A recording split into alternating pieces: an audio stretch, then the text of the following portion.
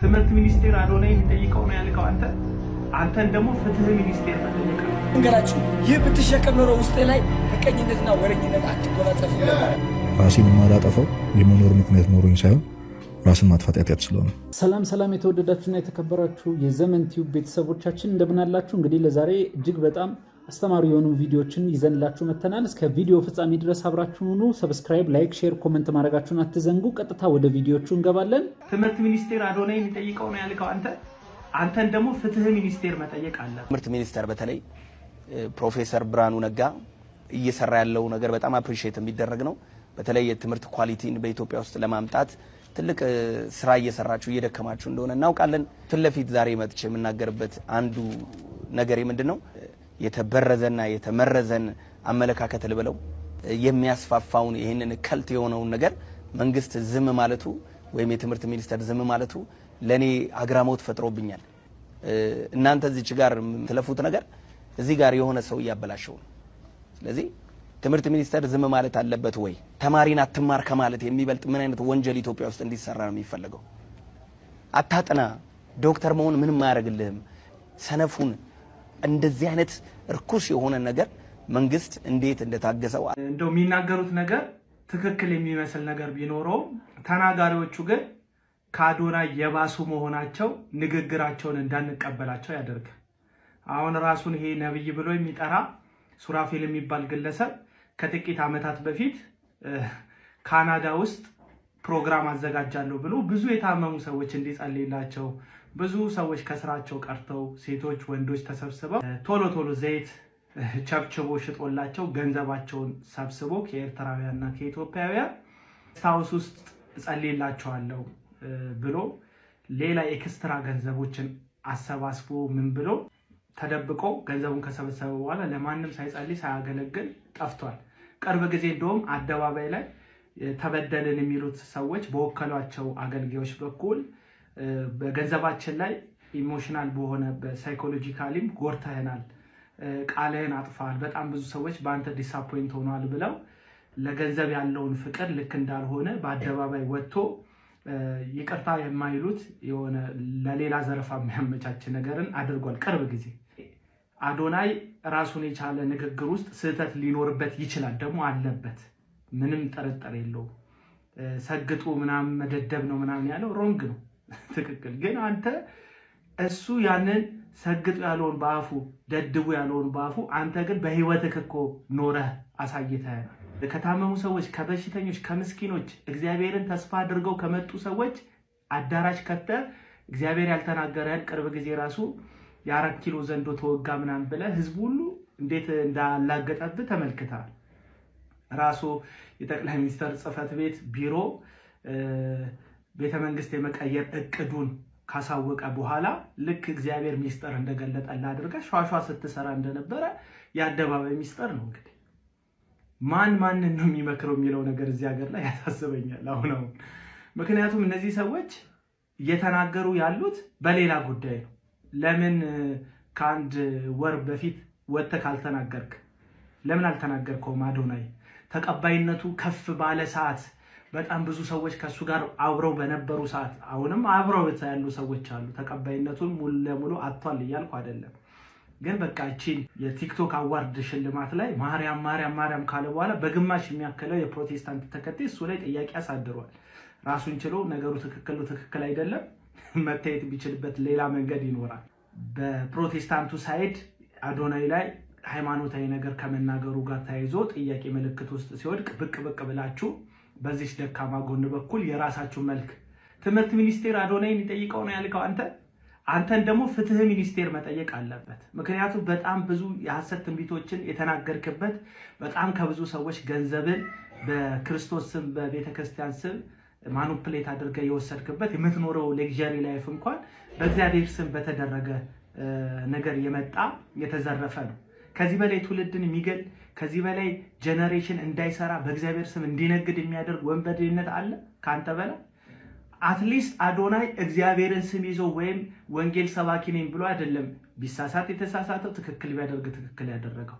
ራሱን ችሎ የሆነውን ሆኗል አዶናይ። አንተ ግን እግዚአብሔርን ይዘህ መጽሐፍ ቅዱስን ይዘህ ከድሃ ከመበለቶች ከምስኪኖች፣ አንዳንዱ ደግሞ ካለው ላይ በደንብ ለመጨመር ከሚመጣ ስግብግቦች ገንዘብን ዘርፈ ህይወታቸውን በጥብጣ የምትኖር የወንጌል ቁማርተኛ እንደሆንክ አገር ሁሉ ያውቀዋልና ጊዜ ጠብቃችሁ አንዳንድ ሰዎች ድንጋይ ይዛችሁ አንዳንድ ሰዎች ላይ የምትወጡት እናንተ የባሰ ችግር ስለሌለባችሁ አይደለም። ጻድቅ አትጮት። አሁን ለትውልዱ የምታስብ አትምሰል። ጭራሽ እንዳንተ አይነት ሰዎች በተለይ በወንጌል ቁማር የሚቆምሩ ሰዎች ለትውልዱ አያስቡ። ምክንያቱም ሆድክ አምላክ ስለሆነ ሐሳብ ምድራዊ ስለሆነ ደግሞ እግር አጣጣጠፉ እኮ ነው የሚገርመው። በቂ አይደለም። አሁን አንተ ይሄንን ሐሳብ ለመስጠት በቦታው ላይ በቂ አይደለም። ምክንያቱም ካንተ በላይ ትውልድን የሚመርዝን የሚገድል የለም። በሚሊዮን የሚቆጠር የፕሮቴስታንት እምነት ተከታይ ስራ አቆሞ ትምህርት አቆሞ ነብይ ሆኜ እንደናንተ ያልፈልኛል የሚል ቅዠት ውስጥ እንዲገባ ያደረጋችሁት እናንተ ናችሁ። እና መካሪውን ማን ይምከረው የሚል ነገር ለመናገር የፈለኩት ሰላሙ። ወደ ተመልካቾቻችን እንግዲህ ይህ ጉዳይ በጣም ብዙ አወዛጋቢና አነጋጋሪ ነው። እንግዲህ አዶናይን በተመለከተ እጅግ በጣም ብዙ የተለያዩ አካላት የተለያዩ ሰዎች የተለያየ አይነት ነገር ሲባል ተሰምቷል ማለት ነው። እንግዲህ ከነዛም መካከል ከቲክቶክ ክሬቲቭ አዋርድ መልስ እንግዲህ የተሰማው ይሄ ነው ማለት ነው። እንግዲህ ብዙ እንደዚህ አይነት ግርግር የሚፈጥሩ በጣም ተደጋጋሚ ሀሳቦች በዩቲዩብ ላይ ሆነ በመሰል ሶሻል ሚዲያዎች ላይ እጅግ የብዙ ሰዎች መነጋገሪያ እየሆኑ መጥተዋል ማለት ነው። በተለይ ይሄ ነገር እየመጣ ያለው ብዬ የማስበው እንደኔ ይሄ የጊዜውንና ያለውን ሪያሊቲ አጣጥሞ ለመሄድ በጣም ከመቸገራችን የተነሳ እንደሆነ አስባለሁ ማለት ነው። እንግዲህ የጊዜው ከባድነት የአዲሱ ትውልድ አዲስ መልክ የተለያየ አይነት ሁኔታዎችን ፈጥሯል ማለት ነው። እነዚህን ሁኔታዎች አጣጥሞ ለመሄድ ደግሞ የተቸገረ ብዙ ሰውም አለ። ከነዛ መካከል እና ደግሞ በአዲሱና በበፊቱ ትውልድ መካከል ያለውን ደግሞ ተቃርኖም የሚያጋግሉ ስልጣንንም ለመጠቀም የሚሞክሩ የተለያዩ ሰዎች አሉ ማለት ነው።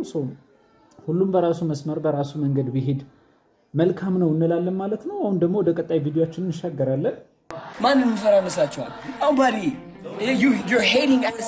ስሙን እንገራችሁ። ይህ ብትሸከም ኖሮ ውስጥ ላይ ምቀኝነትና ወረኝነት አትጎናጸፍም ነበረ አትጎናጸፍ ነበረ። ወረኛውላ የታባ እንግዲህ አዶናይ ምንድነው እያለን የሚገኘው? በውስጣችሁ እግዚአብሔርን ድንግል ማርያምን ብትሸከሙ ክፋትና ምቀኝነትን ልትሸከሙ አትችሉም ነው እያለን ያለው። ያው አንዳንድ ጊዜ የሚገራርሙ ነገሮችን ከማንጠብቃቸው ሰዎች ልንሰማቸው እንችላለን ማለት ነው። ከነዛ ንግግሮች ውስጥ አንዱ አድርገን ልንወስደው እንችላለን ማለት ነው። ወደ ቀጣይ ቪዲዮ እንሻገራለን። ራሴን የማላጠፋው የመኖር ምክንያት ኖሮኝ ሳይሆን ራስን ማጥፋት ኃጢአት ስለሆነ ብዙዎቻችን እየኖርን ያለ ነው። ራስን ማጥፋት ኃጢአት ስለሆነ ብዙ ሰው እንጂ መኖር ያልደከመው ማንም የለም። ለምን እንደሚኖር አያውቅም። መኖር ያልደከመው ማን አለ በዚህ ጊዜ? ምክንያቱም ነገ ምን መስራት እንዳለበት አያውቅም። ነገ ምን ማድረግ እንዳለባት አታውቅም። ጠዋት ተነስቶ የሚሄድበት ቦታ ተመሳሳይ ነው። የሚነቃበት የሚያየው ኮርኒስ ተመሳሳይ ነው። የሚሄድበት ታክሲ ተመሳሳይ ነው። መንገዱ ተመሳሳይ ነው። ሲመለስ በጣም ተመሳሳይ ህይወት ነው የሚኖረው። ስራውን በጣም እየጠላ ነው ወይ ትምህርቱን በጣም እየጠላ ነው። ያለበትን ሀገር ያለበት ሁሉም ነገር ስልችት ብሎት መኖር ድክም ብሎናል። ግን መኖራችንን ማቆም እንፈልጋለን፣ ራሳችን ማጥፋት እንፈልጋለን። ግን ራስ ማጥፋት ማለት ከሁለት ባዶ ላለመሆን ብለን ምንኖር ሰዎች አለና ያ በጣም ሰላም ነጥቆት ቁጭ ብሎ የሚኖርሳል። ዛሬ በየቲክቶክ ቪዲዮ እኔ ብዙ ጊዜ እንግዲህ ተቆጥቼ ተናገራለሁ።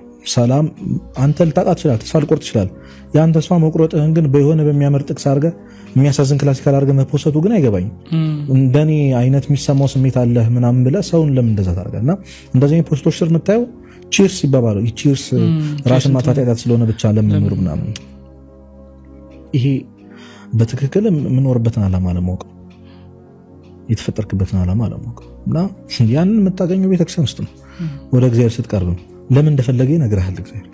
በአንተ ህይወት ውስጥ ዓላማ አለኝ ብሏል እግዚአብሔር። እነዚህ ሶስት ነገሮች ካላቆምን ጸሎት መጸለያችን ዋጋ ያጣል። በዛሬ ቪዲዮአችን የጸሎት ህይወታችንን ላይ ጥላ እያጠሉ ስላሉ ሶስት በጣም እጅግ አስገራሚ ከዛም በአብዛኛው ማህበረሰብ ዘንድ ደግሞ እንደ ኖርማል ነገር እየታየ ያለ ልማዶች ስለሆኑ እነዚህ ነገሮች አቮይድ አድርገን ጠንካራ የጸሎት ህይወት እንዲኖረን ይረዳናል። የመጀመሪያው ነገር ቂምን ወይንም ደግሞ ሰዎችን ማኩረፍ እንደ ኖርማል ነገር ማየት። በጸሎት ህይወት ውስጥ የሚባል አባባል አለ። ቂም ይዞ ጸሎት፣ ሳል ይዞ ስርቆት ይባላል። ማንኛውም ጸሎት ከቅድመ እግዚአብሔር ደርሶ ፍትህ መንፈሳዊ በረከት ስጋዊ እንዲያሰጠን ከቂም ከበቀል ከኩርፊያ የጸዳ የጸሎት ህይወት ያስፈልገናል። ሁለተኛው ኮንሲስተንሲ ወይንም ደግሞ በጸሎት አለመትጋት። አብዛኞቻችን 2 3 ቀን 4 ቀን 1 ሳምንት እንጸልያለን፣ ከዛ ደግሞ ለአንድ ወር እናቋርጣለን፣ ከዛ ደግሞ የሆነ ቀን እንጸልያለን። እንደዛ አይደለም። ጸሎት አንድ የህይወታችን እንደምንበላው እንደምንጠጣው ቋሚነት ያለው በመጠበቂያችን የሚጠብቀንን መልአከ እግዚአብሔርን እያሰብን ቅዱሳኑን እያሰብን ያሰብነውን ወይንም ደግሞ ያስለመድነውን ጸሎት በቋሚነት መጸለይ ያስፈልጋል። ሶስተኛው ያለ እምነት የሚደረግ ጸሎት። ይሄ እንዴት ሰው ሳያምን ይጸልያል ልትሉ ትችላላችሁ። ሰው እግዚአብሔር አምላኩ እንደሆነ ማመንና እግዚአብሔር ለጸሎቴ መልስ ይሰጠኛል ብሎ ማመን በጣም ይለያያል። ይህንን እምነት እንዲያሳድርብን ራሱ ለእምነት ማዳበሪያነት ጸሎት በጣም መሰረታዊ ነገር ነው። ሳናምን እንደሚደረግልን ሳናምን የምንጸልየው ጸሎት ጊዜ ከመፍጀት የዘለለ ዋጋ የለውም። ስለዚህ እነዚህ 3 ነገሮችን በህይወታችን ለማስተካከል መጣር መትጋት ያስፈልጋል። ወዳቸዋለሁ። እንግዲህ በህይወት ስንኖር ብዙ ልፋቶቻችንን ውሃ የሚያስበሉት ነገሮች እንደዚህ አይነት ትናንሽ ነገሮች ይሆናሉ ማለት ነው። እንግዲህ ለዛሬ ያዝንላችሁ ቪዲዮዎች ይህንን ይመስላሉ። እስከ ቪዲዮ ፍጻሜ ድረስ አብራችሁን ስለነበራችሁ እናመሰግናለን። ሰብስክራይብ፣ ላይክ፣ ሼር፣ ኮመንት ማድረጋችሁን አትዘንጉ። ይቆያል።